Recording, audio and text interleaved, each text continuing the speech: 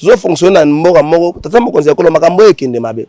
Président la République makambo ekende mabe. So ba yiso te makambo ekende mabe ba kosa yo. So ba conseiller na auto bato ba pemene pemene ba yiso te makambo ekende mabe ba kosa yo. Makambo ekende mabe mboka ya malamu te.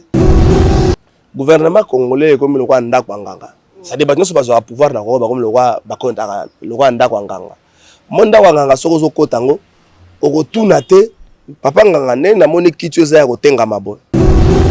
Baya ba marché na bango to benda ndeka mato yango ikasanji na bande ko msusu ya union sacré to benda bango mato yango ikasanji yo na Kinshasa au marché defo bon marché te mbali boso ganga kana Kinshasa za mokolo ba chaka sami ba libanga premier ministre bande ko moko luwaka okutaka bande ko moko moto na rompo wileri opesi bango oluwe bango atamboli wileri ba koti na boulevard ba gangi gangi baselemo makelele wana ya liboso to yami ba dango batende ko Chibala Bruno Chibala premier ministre ça a même exercice oluwe bango donc oui ko esa to te que yo lingo marché na Kinshasa pour soutenir ba institution bolo ka botambola le même jour na bande ko na opposition politique ça malamu te bango ba programme marche bango le 6 bino pe bo annoncer marche bino le 6 bango ba reporter bino pe bo reporter bango sur les 13 bango ba le 13 bino pe na ngamba nyo sacré bo annoncer marche le 13 bino na ngamba nyo sacré ba calendrier na bino za la kaka jour ba ninga ba annoncer marche bino pa na bino le premier za la raté pa na bino le 5 za la raté ezali ba élément oyo ezo pousser bato ba loba ke bozana ba pratique moko ya dictature botika makambo wana parce que la pratique moko oyo ba reprochaki oyo bino bo reprochaki na régime ya Kabila c'est ba pratique moko malamu te botika comportement wana soki bolingo zo mars boko tsape mars le 25 décembre soki ba bino bo confirmer marche et que marche c'est la mitenga na ko bande kwa Mila Pro na ya kal c'est ba organiser marche na bango le 25 décembre lokwa bo le la fête mokolo na mo ba organiser marche na bino ko zate bo kende ko fêter ko mela ko lia bango ba bimana bala le 25 décembre donc basangani na circonstance moko bo circonstance sangisi bango zali seni politisé circonstance sangisi bango zali retour ya dictature circonstance sangisi bango ezali likambo ya ram ndenge bazolo belango donc ba circonstance wana nde esangisi la moka esangisi FCC esangisi Mila Pro esangisi pena CALCC bato nyonso ba politiciens so ba vivre na mbongo akaba botala ba vivre na bango ils sont où aujourd'hui. Je ne veux pas citer ici Bamandé, bah, tout autour de la mission. Ils sont où aujourd'hui? Qui est mieux? Qui est assis à Bamandé, bah, tout autour de la mission? Pour vivre dans le monde, on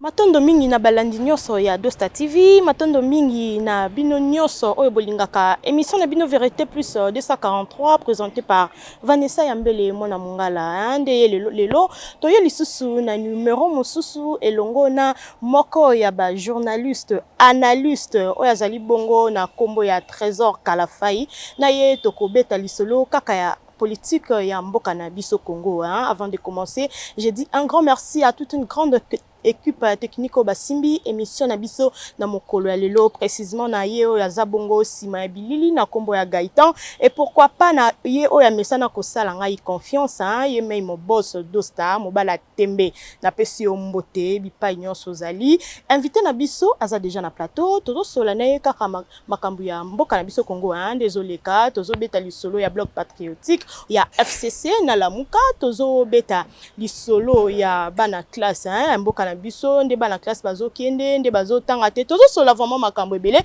bozala vraiment attentif invité na biso aza déjà wana to yambi to pesi yo mbote papa mbote mama Vanessa mbote na balandi nyonso ya media na yo Dosta TV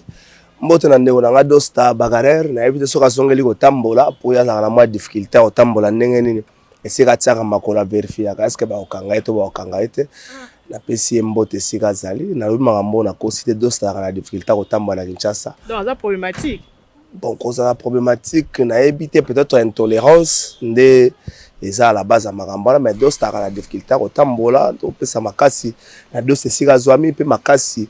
na ba service oyo basala musala bien ba service oyo bakanga mutu te po alobaki to pesa makasi na ba service ba continuer ko sala musala ba malamba ela biso ba elema lokwa nanya taka RDC nanya ka sécurité na est wala ko ela biso ba elema lokwa Dosta lobaki nini papa Trésor boni santé na yo bon nga moko mutu naza pesa makasi pesa trop te naza nde nakomaki na bastatut na nga nakomaki na touché na intimité na nga lokwa elombe mobali nakwei te mepesi nga makasi na ozala malamu ndenge nini aussi longtemps ke Patrick Lokala aza na prison Makala depuis mokolo ya samedi na ozala makasi ndenge nini Patrick Lokala pour des faits oyo bango babengaka diffamation imputation dommageable Patrick Lokala aza na prison avant que ba sanctionner pour des faits de détournement ya mosolo ya mboka bato ebele balibanda matata poni osamba homme libre na problème na matata ponte ma osamba homme libre Eteni Longondo aza na libanda mais toyebi lisolo oyo babeta na kombo na ye bato bayibaka 15 millions ba libanda 15 millions ya pétrolier rétro commission ba libanda bato bayibaka 12 millions ya pétrolier toujours na rétro commission ba libanda bato bapomola mbongo mboka ba libanda bato bayibaka bato ba détournaka mbongo destiné na opération de ba état de siège mbongo bima 65 millions 60% mbongo wana baliango na Kinshasa bato wana ba libanda mais Patrick Lokala pona maloba na ye pona mongongo na ye ezali pe na période moko bien déterminée to benga ngo période de campagne Patrick Lokala ana prison la PCA makasi mais ndenge na kozala malamu aussi longtemps juste ezali ya 2 poids 2 mesures eza malamu mingi tena 5 ans na tata mokonzi ya mboka asala 30 minutes Félix Tshisekedi asa 30 minutes ngoli komba Félix Tshisekedi atie komba ya Fiston Mambweni asa siko ase retrouver siko na dossier moko na justice atala soki ya kobika normalement soki ya kobima mokwande président comprendre que justice ndenge totambola etambola malamu te donc naza penza makasi mingi te lokwa mutu nakozala nanga bien lokwa libota ekozala nango mwa malamu mais lokwa Patrick Lokala ana prison na tombo lo bon pona sa Patrick Lokala force à toi. Mais Trésor Kalafayi, pourquoi les journalistes y a Congo vous êtes toujours victime il y a intolérance na mboka na biso moko pourquoi? Bon, ma responsabilité à partager, ma responsabilité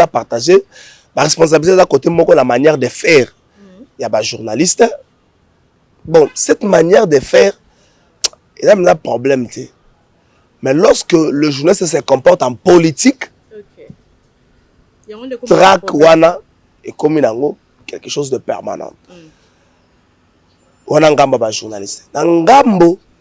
il y a bandeko mususu na ngambo ya leta na ngambo appareil judiciaire zali intolérance est lire domicile na République démocratique du Congo il y a un comme problème bato bazolingite ko supporter point de vue contraire bato balingite ko supporter point de vue contraire conséquence ya ko boya ko supporter point de vue contraire et ko esengaka ko kanga monoko ya bato nyonso balobaka notamment Patrick Lokala balobaka notamment ba Trésor Kalafayi balobaka donc faut kanga monoko na bango po bato mususu balobaka te ba Gauthier Sei ba Jacques Dikou ba Paul Toussoua ba Peter Tiani ba Yves Bouya ba Moïse bato nyonso balobaka donc lokola faut bato balobaka te faut kanga monoko na bango intolérance et memaka na likambo wana même ezali loko ezotungisama parce que kokanga journaliste ezali pe ko bundisa démocratie.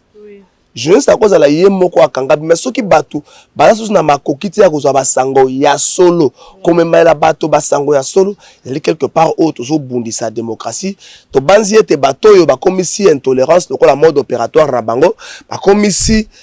intolérance lo lenge ya komisele presse to banzi ete ba kokanisa mbalami bale po bakanga journaliste susu oyo ala sima ba kokanisa mbalami bale ba ko bongo la cerveau na ba ko na kanga journaliste mais na appareil judiciaire pe dans un dossier à Patrick Lokala. Appareil judiciaire, pas un problème. Ndeko Chef Kaleb a eu à se plaindre. C'est son droit le plus légitime à se plaindre. Mais beaucoup qui benga Patrick Lokala, pour entendre, jour la confrontation, il y a Jeff Kaleb pour confronter bango. Baso samba bongo mout, nous sommes libres na quoi na ye. Nanya loba na Congo que ceux qui ba fondé na justice, mbalama faut ba kanga. C'est que ba problème pesa yango nanga loba na Congo que ceux qui ba fundi foba na Congo ndenga za pata muzu bato ba na Congo te ba yeba kate même ata ba ko fundi la police ya quoi so comme ta ko fundo police ya kamba la moko ati o meno ta kanga aussi on ta moko vérifier ko te eloko ngo nini donc nanga loba na Congo que ceux ba fundi foba est-ce que invitation ya mutu aya calmement aya à répondre l'invitation ne sala kate Patrick Lokala ba invité été mbala liboso ya mibale ba invité ete amona kaka mbala moko bato abimeli o biso bata parquet oh na salini o to ana mukanda lokola légaliste lokola moto ato saka mibeko habite na kokima te na kosala mobule tokende na bilo. OK. Donc pasi pesa yango wana na ngambo ya justice soki bafundi moto lingi koloba te moto wana akanga bambala moko ba dossier musu moto ayeko sama mama na ngai to kanisa ke matata poni bango moko balobi ke ba milieu bunga ke na gestion na dossier bukanga loso biso te parce que ba justice te ba do misala makambo bango moko balobi ke ba milieu bunga ke mais matata poni o samba nom libre asamba ki lendi azongi ba ko fixer susu akesusu ko samba. Mais pour nani te Patrick Lokala oyo ba wi ba swana yera na ndeko na Jeff Kala asamba norme libre. Pardon.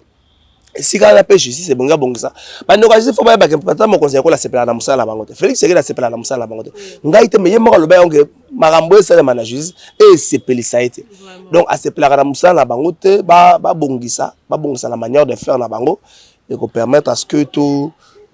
tambola malamu tout banini to ko sala ya Congo lobeza meilleur que Congo alelo. Merci beaucoup Trésor Kalafayi. Tozo continuer kaka na émission na biso na mokolo lelo to betana lisolo ya Bloc Patriotique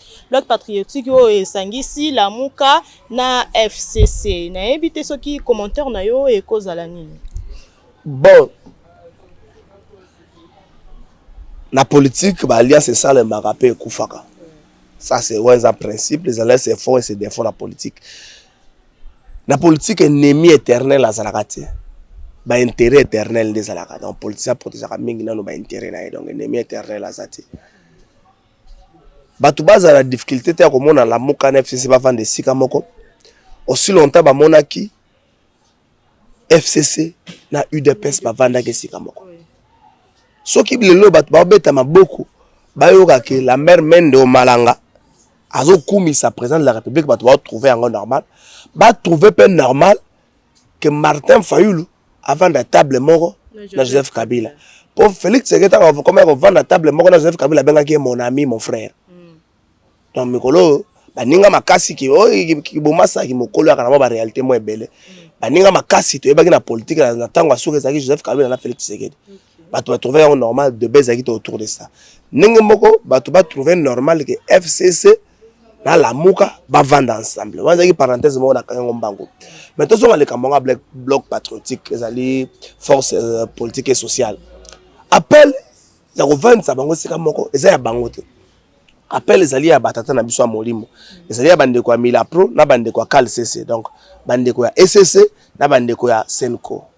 Na sima ko mona ndenge likambo ya intérimaire on sa malon de Salamaki. Ba mona ke makambo zo ki ne malamu te, basala ki appel na batu ya mitema malamu pour na kosala ba action sur le terrain oyo ko kozongisa gouvernement sima na sima ya appel wana Mila Pro ozali rekuma ba laïque ya SCC na Cal CC ma ba laïque na ngambo ya église catholique donc Senko basangani batali ete to ko sala appel moko na ba force politique et sociale ba ya poto tambola to loba non na seni moko politisé non na tripatouillage na organisation élection non na retour à dictature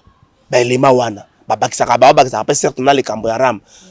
batata na molimo donc Cal CC na Mila Pro nde basali appel wana tango basali appel wana mais faut qu'on noter na fongo la parenthèse momba Martin Fayulu na point de presse na yasuka asala ki pe appel na la force sociale et politique passe à la bloc moko pona ko telemela Martin par l'époque a lobelaki c'est ni politisé na retour à dictature.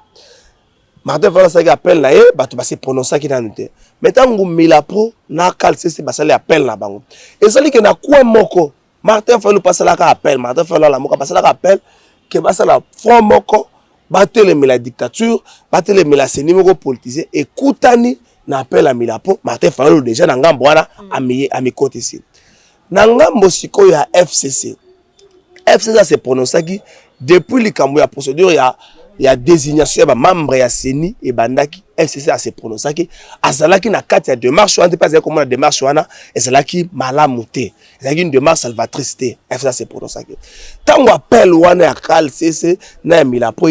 FCC pe aye kaka côté la makama parce que FCC na ba communiquer na suka azali pe ko décrier retour ya dictature oya comme on a ezo salema na régime o donc appel ya Cal CC na Mila Pro et kokuta na appel oyo Martin Fayulu na la moka balança qui déjà FCC pe soko atali nanga moko na ko la faible baninga pasi ba beleli boye na ya to sangana to la bloc moko to tambola elongo po te to telemela makambo oyo biso nyonso tozo reprocher na régime. Donc ezali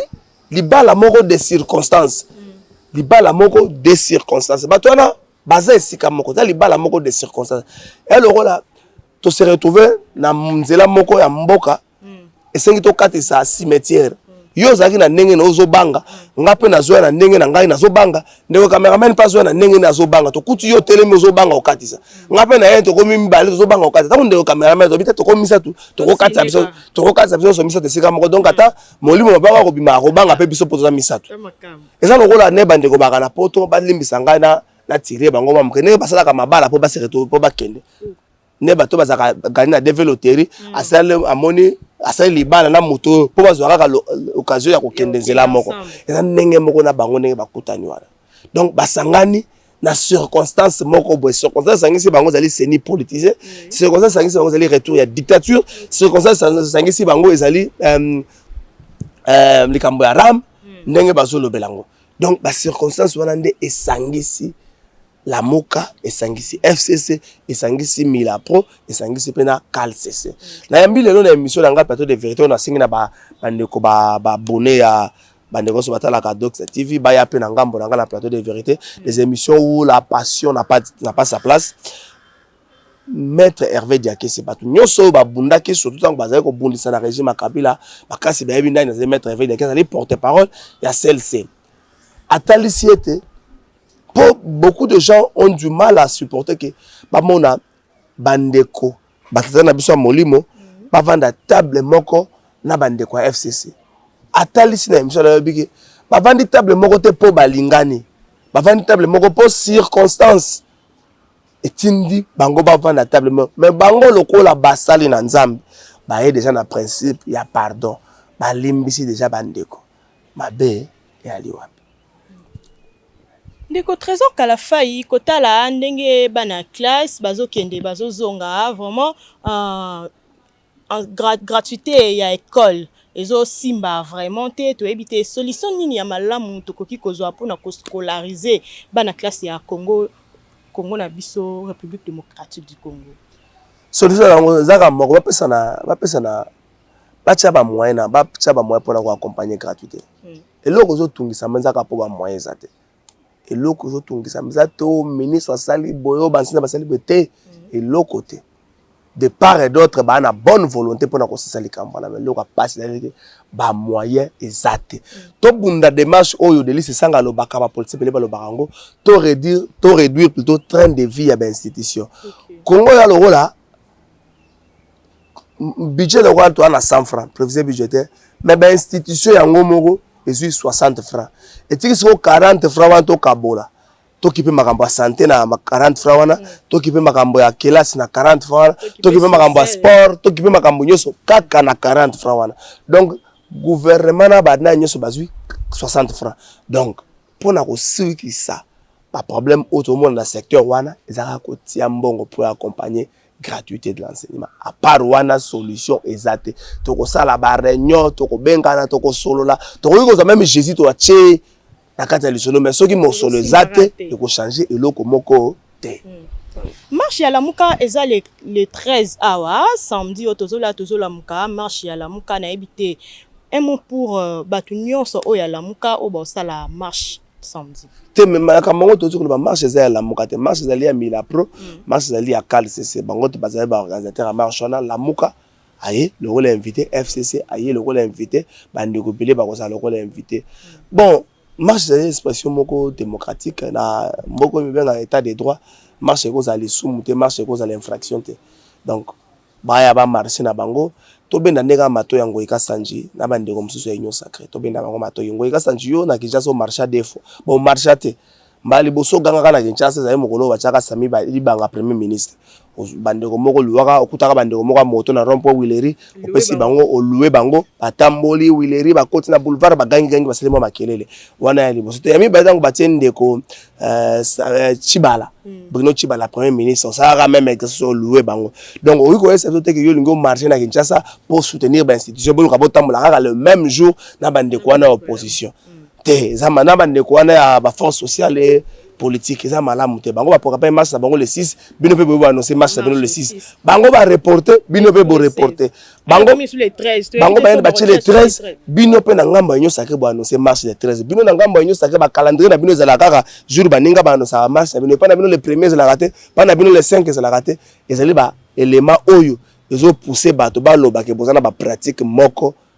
ya dictature botika makambo wana parce que la pratique moko oyo ba reprochaki oyo bino bo reprochaki na régime ya Kabila c'est ba pratique moko malamu te botika comportement wana soki bolingi kozwa mars boko tsape mars le 25 décembre soki ba bino bo confirmer marche et que marche c'est la mitenga na koyebisa bande kwa Milapro na ya kal c'est ba organiser marche na bango le 25 décembre le kwa le la fête mokolo na moyo organiser marche na bino kozate bokende ko fêter ko mela ko lia bango ba bimana balaba le 25 décembre présent quand la fin mot de la fin pour toki na biso de ko chuter na émission na biso na mokolo lelo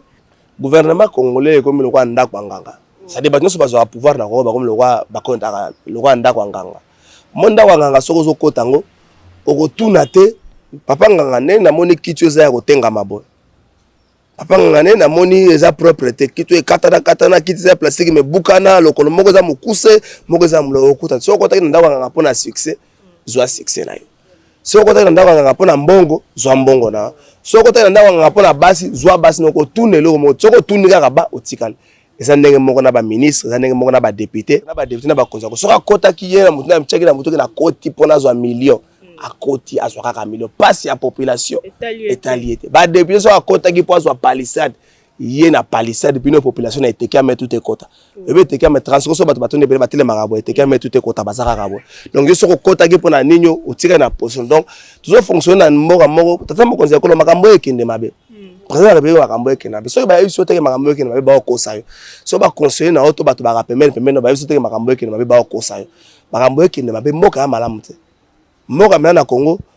même atali si faire sous responsable makambole kana Congo te mboka za malamu te li si faire aza sous responsable aza responsable makambole kana Congo te po makambo ekene mabe kolia na Congo fo bato ba sambela mboka moko to bato ba sambela rapona kolia mutazo sambela pona kolia eza ba signe moko ya passe po mutu afuta ndako il faut que ça ta papa kufa za ba musu ba boma ba parents donc abosa déjà c'est biso vanisa ka papa kufa na maman donc ayako biso que maman kufa donc tellement passé leki aboma ba parents azo continuer ko boma donc abomi na ba basal donc na ba okuta yo ka ta lisota bomi bango pour vivre mboko ekende malamu te toujours la mokana to toujours ba to ko sa butu po to ebite to kolia mboko ezokende malamu te to vanda bo rame pai to vanda bo traka c'est Kinshasa bo to habite gouverneur de la ville avant balobi kaza meilleur gouverneur ya Congo ya Kinshasa depuis Congo ezala mais c'est gentil une population ko tali penza Kinshasa yoko za meilleur gouverneur depuis Kinshasa ezala président de la ville Félix Sekouza penza kinoa penza botami na Gombe okoli na Gombe ndenge penza moni gentil ngobila wana akiko ndebisa yo ayebisi penza yo tata président ndimi peke gentil ngobila la meilleur gouverneur ya mboka ko bosa nteke na mboka lobaki gentil ngobila za kana planification te donc a fonctionner kana ebongo nero mbonga lobaki ngai te po ba luka ba kanga problème na ngote nero mbonga yebisa biso ke jardin ngombe ya planification te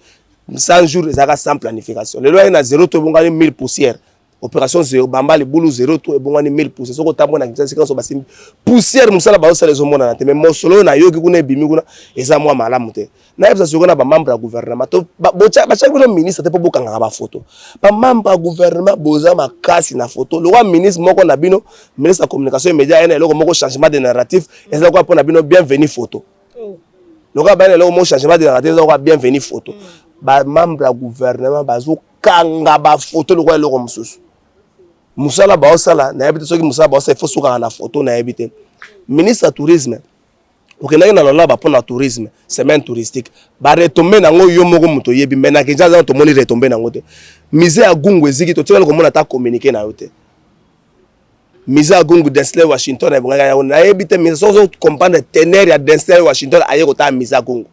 na yebite bata Gungu botelema so bo comprendre sur le plan communicationnel, sur le plan médiatique, la présence de Denzel Washington à Gungu. Ce que le banin. Tam se bo lo tango Denzel Washington, bo ke na Google bo lo ka Denzel Washington bo comprendre. ministre ya tourisme ata communiqué te ministre ya culture olala pongia ba bébé ba mise ba pekisa bango ba beta na poto ozolo belo côté ba telemela nzembo nini to sala nte ozolo belo côté donc bino bozawana photo na photo so bo sisi so bo se retrouver ka toi photo yango pe boya ba ministre ya gouvernement botambola ka mutu moko te pone botambola ka bato bataka comportement botambola bato beleza bato basala ka mabe so moni bato mo bana click akotambola imoto batambola ka 5-6 personnes ba mingi bato mabe si ba ministre ya gouvernement batambola ka mutu moko to mona ba ka 5-6-3 po babangani c'est que bana lo basala mutu pa kana bango na Congo asa babanga kani batambola ka 5-6-3 personnes donc côté wana président de la République mboko kinde mabe ça attend au vanda au bête les points sur la table au tala nini okoki ko bongisa na 2 ans tirale le poso ko kenda ngo boy bato bakotanga kabunde te bakotanga sama lukonde te bakotanga kaka yo Félix Tshisekedi bato lo batanga Kabila donc il est temps ko bongisa ngo bambote na bato ba Olanda o to kinsuda ko kaboya bon na kapela comportement pesa bato bambote te na mona ngo ta première éducation moko mabe ngana leki na ngana media na ndenge na ngana ngelo pesa bato bambote ndenge ni déjà bato ba tinda ngana émission na ngana pesa bato bambote ça avec beaucoup de difficultés donc na mona ngo éducation mabe te mais so muta leki penza na école à journalisme et puis kabe ya pindi passe ti ba retirer carte ya UNPC ba radio na pesa mutu mbote na télévision te siko yozo epsa ngai na pesa mbote pour na ça journalisme na koma lokwa nani na o malola bato ba fingaka bato to na sa carrière na bana TV kala donc na so na ta opesa te na pesa mutu mbote na télévision eza ma na konso pe ko sala ngote ba ko sala mino na ba 100 francs ba 200 francs ko sala ngote soko tumboleka musala na yo mona ba mo ba ko ya calmement dosta na ndimite ka satanga na chaîne na ngai na tanga te ngapi na mission nga na tanga dosta te mais bato bayaka na chaîne na eza pona mbote te nga bato bayaka to telemino monike bato bazo eza pona mbote te donc to sala musala na biso mbote na biso za pils na ba passe ya Congo so to concentrer énergie na biso to tombola Congo musala ele kamaloba ne beleni to sali nanu te to kansa to sala nanu mais loko to sali nanu te ole censure ou azasu na musala te oyo raison d'être né za rasus te bato ba ba censure ça en 1967 et ça marque un objectif premier ya zali ya ko batela président fondateur Ozaki Marshal Mobutu na ba chef de corps nyonso ba d'inter nyonso MPR ko battre la bango baza la tirete mission liboso censure za na kata composition lango za na ba organisation de ba représentation ba parents ba représentation ba musiciens ya ba comédien ya ba couche nyonso la société za na kata représentation censure mais le censure tika na oka kopa magistrat ba magistrat ba moni nzemba ko pekisa zani to sala nte na lettre ya Etienne Tshisekedi o Bob nani Bob Elvis akomi ba moni yango nzemba ko pekisa mais batiki nzemba bo soto batiki banzemba bo soto lokola ya banzemba bo soto tiana no boye banzemba bo soto okomatanga un coup banzemba bo soto ya soni yango ne batiki bo batanga ba kombo na bango na kati ye mokonzi asansi basaka balobi tsana no boye na soka batie kombo na eti mokonzi asansi wana mona yango malamu te yo peno vandi tata na bana esika basolo ba bo soto nde batie kombo tango mwana ko yemba ngo sani nzembo ezoko lambusa bato ezako interpeller conscience collective yo mokonzi asansi omoni otele melango boyo ka soni sansi loko bosaliza soni soto bandi ko tia ba photo na bino ya balabala même ba makango bele bwaka na bango ba boya ba ko tia ko linga bino po ba yeba te bosaka na sansi eloko bosaliza soni na bino bozozongisa biso na dictature eloko soni ya pasi boduka bozo bandela ngo boyese eza vraiment soni non mais ndenge ba ko vanda ba pekisa nzembo nini to salite ba pekisa lettre ya Félix Tshisekedi ya Etienne Tshisekedi ya Bob Elvis eloko nini donc eloko na censure asali za eloko ya soni ba miyoka soni tango ba vanda ka tango omoni moto akomitala ye moko tango azaka nu bolimbisa tango moto azaka nu osala kati ya jacuzzi no za kati ya salle de bain na oza kati ya douche na tango za nu ndefo tango mitala komiyoka so mitala vraiment soko za moto kaka po lati bilamba to bato bazomona ndenge non bato moso baza tango lati bilamba zo kansa bato ba to bato ba tele ba bi il ne représente absolument rien c'est un petit monsieur c'est un van de pied donc bayoka soni ya makamone basoka basala po mboke kotongama te na kokangaka minoko ya bato moso mboke kotongama oyo balobaka des chocs d'idées jaillit la lumière soki moto ayembi bomoni kelikamba kotengama bobenga ye botuna nani ole bovanda bokoyi mokanda moko boye oyo bodeside bokata ngo na YouTube baza wana te siko ndenge nini moke te boss na nga do statif po asali nini akendeka kozoyena ndako yebele okotaba ndenge otangisa kelasi so bokoma na niveau wana ngai eloko na kobunda makasi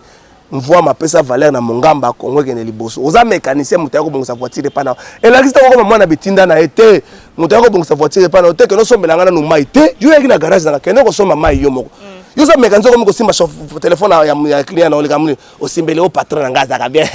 De voilà ya ni wana ko bakso 5 minutes. Tu penses que tu peux vivre toute ta vie en kemanda? Oso mona mbonga ko kabe comme si mutu patron. Bato nyonso ba politiciens so ba vivre na mbonga ko kaba. Bota na ba vie na bango ils sont où aujourd'hui? Je veux pas citer ici ba mandio ba tout autour ba musicien. Ils sont où aujourd'hui? Qui est mieux? Qui est assis à ba mandio so ba tout autour ba musicien? Pour vivre na mbonga osenga. Bon, même bateau, ça permet la musique qui se font appeler porte-parole. Ce sont des mandats transformés dans porte-parole là. Ce sont des mandats. Bon, qui est mieux aujourd'hui? Parce que va vivre en bon, ils n'ont pas de salaire, ils n'ont rien. Jouer à cette mission dans un succès. Bon, mon dia azotan atanga bakoma bato bazo senga. Mutu mba une émission. Ben émission musique à dimanche. Je pourrais comment la sent. Mutu une émission. À lobby 2 mots dans 5 minutes après si atangi. À lobby 2 mots, ça dit 1 minute, 4 minutes, attendez, bah comment vous t'as débordé dans 6e minute, pour toi 5 minutes. La bosse est boss Nanyo, la bosse est boss Nzambé, grand prêtre Judas Cariote, grand prêtre Jésus de Nazareth, grand prêtre Pierre, Yobongo la Tina nango ezanini. Est-ce que les gens peuvent vivre comme ça dans un pays sérieux normal? Parce qu'on vivre dans le bloc voilà te. Basa la que l'oroté, bah là la chaque jour tu es robot tout ça pour bande ko basa, bah ça copre bah bande ko basa. Bah toi na ba lali. Bah ko la mga mo ba tse ba poudre ba bandi so ka bandi ko bengo na téléphone. Même arrêtez ces comportements là de toujours citer ma boss. Donc arrêtons le système là, tu es patron de ce côté là, tu as compris pas matin. Et ça ça lobé pas de ça pas de comme na poto, chômeur déguisé na poto, ah pas na bino na patron, côté na bango te ba boss. Ils sont rien dans cette histoire. Vraiment le message est passé. Si vous avez aimé l'émission du merci à Gaëtan qui était derrière la caméra, na pesi mbote na Maître CD, hein, Maître CD Lumbu, Maître CD Guillaume Lumbu, depuis Afrique du Sud, et comme il y a un ici, il y a PC Bambote Bele, Bissikozali, pourquoi pas Pepe Mbongo Maboko Bank, Pepe Mbongo Maboko Bank, Bambote no Yangoana, Babi Pepe Mbongo Maboko Bank, Bambote no Komi, merci, Nabato Nyoso, Balandi Biso na Mokolo Elelo, Ngana Binoto Kabani Awa, Petokutani Mbalasini.